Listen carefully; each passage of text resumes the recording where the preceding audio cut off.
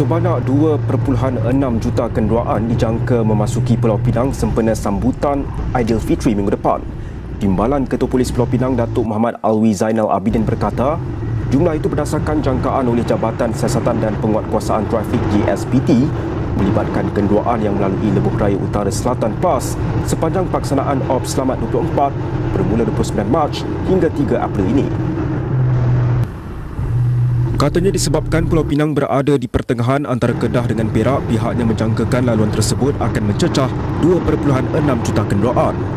Ujar beliau bukan hanya rakyat Pulau Pinang sahaja melalui lebuh raya tersebut untuk pulang ke kampung tetapi juga dari negeri-negeri berjiran.